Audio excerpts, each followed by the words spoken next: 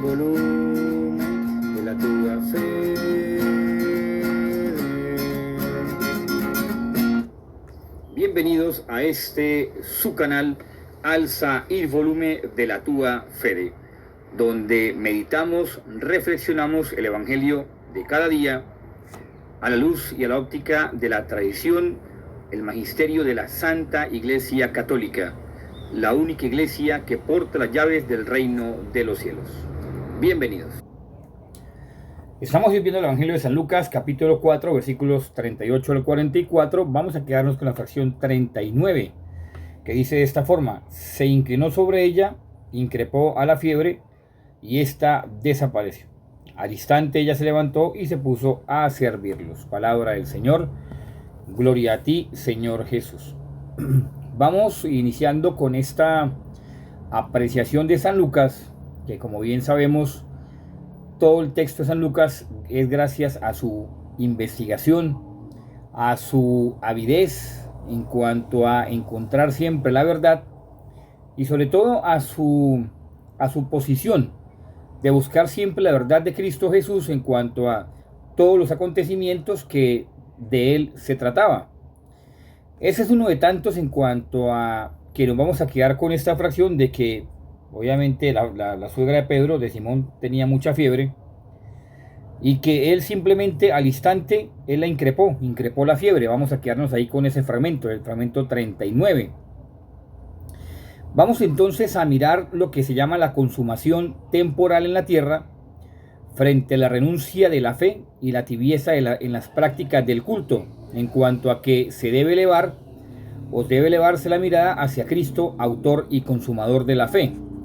Esa es una acción dogmática muy pertinaz y muy pertinente con respecto a ese texto que las diferentes padres de la Iglesia han tratado, y que en diferentes ocasiones o en diferentes circunstancias lo que se hace sencillamente es colocar de forma reiterativa el acontecer de Cristo, el suceso de Cristo y todo lo que tiene que ver con el Señor Jesús, es decir, en cuanto a su investigación, en cuanto a su propagación, para, como bien he dicho al principio, evitar doctrinas erróneas, en cuanto a que estas doctrinas erróneas son señales de que lo que ha iniciado ya el tiempo final y de que la Iglesia ha entrado en el periodo escatológico de la prueba, como dice el término dogmático en cuanto a la acción de la prueba como acción escatológica. ¿Qué quiere decir esto? Quiere decir que después de Cristo estamos siempre expectantes a su segunda venida. O sea, después de la muerte de Cristo estamos expectantes a su segunda venida. Ahora bien, como estamos observando la acción sistemática en cuanto a que después de que Cristo resucita, estamos entonces en el famoso punto de inflexión que habla la patrística en cuanto a su segunda venida, expectantes en su regreso, pero ya como verdadero Dios en toda potestad. Hay una situación bastante interesante en cuanto a la determinación en cuanto a la patrística, que habla precisamente de la manifestación del juicio y del castigo de los pecados en la muerte vicaria de Cristo, que al mismo tiempo también es el inicio de la nueva etapa salvífica en la resurrección de Cristo para todos cuantos le pertenecen en la fe y obviamente pues también por sus obras, como lo hará la patrística. De esta forma la cristología obtiene como su esencia en cuanto a la manifestación de Cristo, y al mismo tiempo la brevedad del tiempo y la provisionalidad de esta vida, que no desembocan en una desvalorización de la existencia del hombre en cuanto al mundo, sino que hacen más viva la esperanza de la parucía de Cristo, es decir, de su segunda venida. Como dicen los padres de la Iglesia y desde la primitiva comunidad cristiana, lo verdaderamente importante y determinante es pertenecer a Cristo en la vida y en la muerte, de forma que el creyente tras su muerte se encuentra con o en Cristo. De forma que con alusión a la parucía de Cristo y la presencia del Señor glorificado, se expone precisamente el consuelo a la comunidad primitiva, que de ahí parte la patrística y de ahí a todos nosotros, que por la precisamente aceleración de del martirio en diferentes personas, indistintamente de la región donde se encontraban, el simple hecho de pertenecer a Cristo ya hacía que tuvieran encima prácticamente la decapitación o diferentes tipos de martirio a lo que eran expuestos precisamente los cristianos. Y es aquí donde ya dejamos a un lado la patrística y entramos pues precisamente en lo que es la parte doctrinal del Evangelio, gracias pues también al aporte, este aporte de la patrística tan importante, como habla de precisamente la acción vicariamente en cuanto al juicio y el castigo de Dios, que Dios ha puesto sobre Jesús la maldición por el pecado y ha llevado en él precisamente la acción vicariamente en cuanto a lo que tiene que ver sobre el juicio y el castigo, para que el hombre se dé cuenta que solo a través de Cristo puede ser redimido, no hay más. Entonces, con estos principios ya de la patrística, pasamos al texto del Evangelio, el 39. Acordémonos que vamos a meditar sobre, como dice, increpó a la fiebre. O sea, estaba con fiebre, la increpó. Lucas, como en medio de su indagación, en su análisis, coloca una palabra hebrea que es avavit. Y la palabra avavit, además de que puede significar un estado de conmoción interior en cuanto al sentir humano, avavit va mucho más allá. Avavit está haciendo referencia a lo que es la indisposición del ser humano en cuanto a la condición que Dios le ha puesto, como por eso hablamos de la patrística en cuanto a la acción vicaria de Cristo. ¿Por qué? Porque es que cuando se logra entender el término avavit, que pues como todo el término hebreo es difícil de traducir, entonces la condición que es necesaria para seguir a Cristo prácticamente es no indisponerse a seguir a Cristo. Y es que esta indisposición, avavit, además de fiebre, todo quiere decir una indisposición. También según el giro hebraico, también quiere decir incongruencia, inconstancia, como una persona que le falta principios, una persona que le falta valores. Eso es avavit. Avavit, como digo, pues es muy amplio, pero en su terminología y en su acción etimológica prácticamente es como quien, o sea, como que no se siente convencido, o la incoherencia misma de la persona, que no le permite entonces actuar de forma precisa. Porque es que cuando uno se da cuenta del texto que utiliza Lucas, claro, hay mucha coherencia entre lo que utiliza Lucas y los textos apócrifos con respecto a este fragmento, que son atribuidos a otros pseudoapóstoles. Que avavit, entonces quiere decir como la inapetencia, como no desearlo, como no desear, como la incongruencia de no ser coherente, pero en especial es como una persona que no tiene principios, que no tiene valores, que como que todo le da igual, avavit. Todo le da igual, entonces le da igual si sigue a Cristo, si no sigue a Cristo. En fin, es bastante difícil, porque es que el giro que da dentro del texto original, avavit, es como una persona que es una persona que no está en disposición, De forma que muy seguramente cuando uno toca este tema, avavit, y por eso hablaba a través de la patrística en cuanto precisamente la acción de Cristo, la manifestación de Cristo en cuanto a su segunda venida, porque después de que Cristo muere, como hablamos al principio, estamos expectantes a que Cristo venga en medio de pruebas y situaciones difíciles. Y es aquí donde resulta avavit importantísimo meditarlo el día de hoy, porque entonces es como la indisposición que el cristiano tiene para seguir a Cristo en medio de las dificultades. Y es como también la indisposición del cristiano a vivir en principios y en valores. Porque si algo, como decía Juan Pablo II muy claramente, lo tenía muy preciso, si algo el hombre cada vez más le está dando la espalda a Dios, le está dando la espalda a Dios. Y es aquí donde uno tiene que preguntarse, ¿será que yo también estoy de esa misma manera dándole la espalda a Dios? ¿Será que yo soy inapetente a las cosas de Dios? ¿Soy incongruente?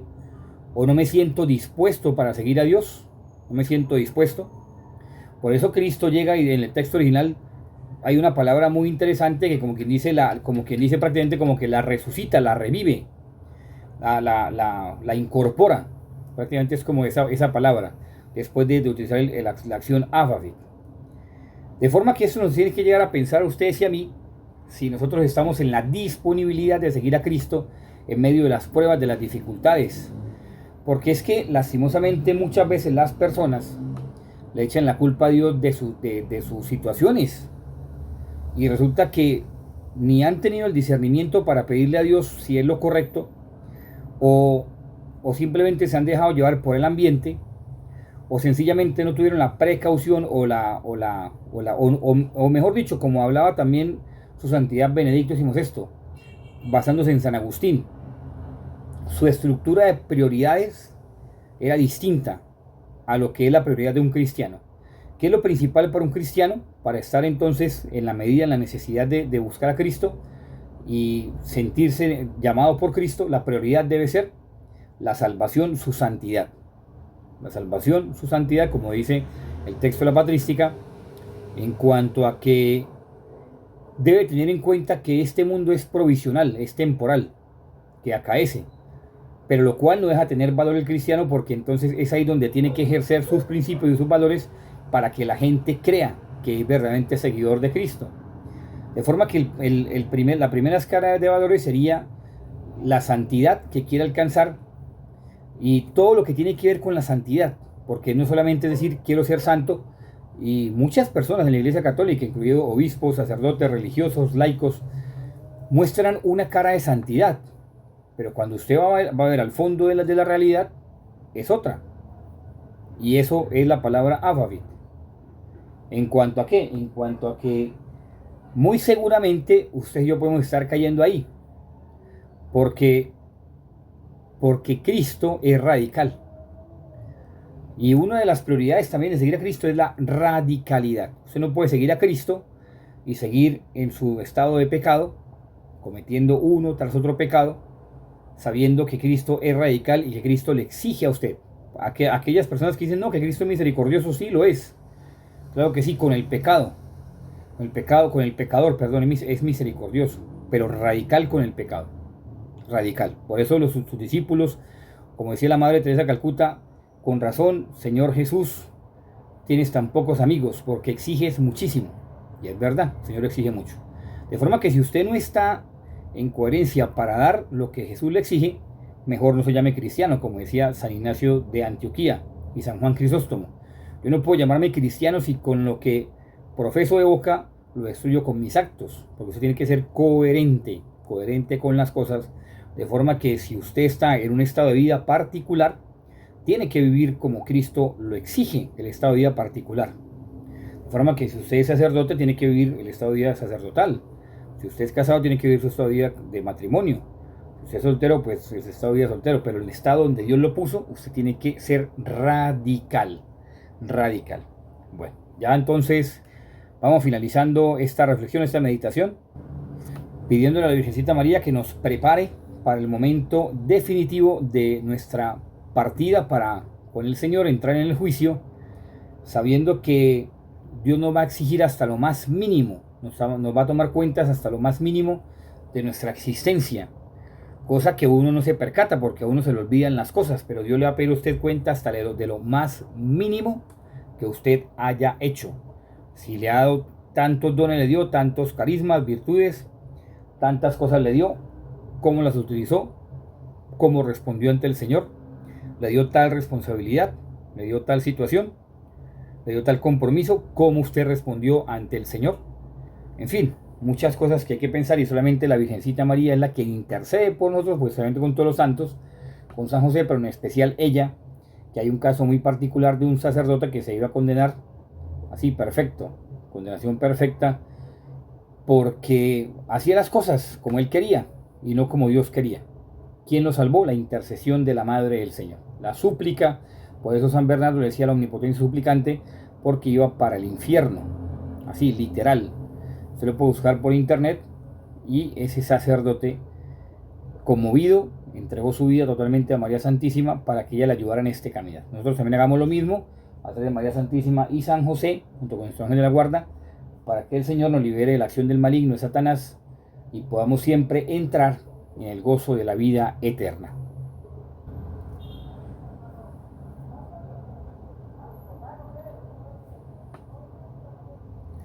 Si fue de tu agrado esta reflexión, meditación del Evangelio, te pido para que te suscribas a ese canal, alza el volumen de la tuya fe, o también le invites también a tus amigos, seres queridos, para que compartan esta reflexión, meditación. Muchísimas gracias. Como también, si deseas apoyarnos en esta obra de evangelización, alza el volumen de la tuya fe. También te pedimos que, si es de tu deseo colaborarnos económicamente con esta obra, lo puedes hacer a través de esas dos plataformas, Nequi o DaviPlata. Aquí está el número en el cual puedes hacer tu colaboración. O por el contrario, si deseas donar a través de esta cuenta de ahorros de vivienda, desde Colombia, cualquier parte del mundo, lo puedes hacer. Muchísimas gracias por tu apoyo. Dios, la Virgen María, San José y tu ángel de la guarda te bendigan. Que pases un feliz día junto con tu ángel de la guarda, haciendo siempre la voluntad de Dios. Que estés muy bien.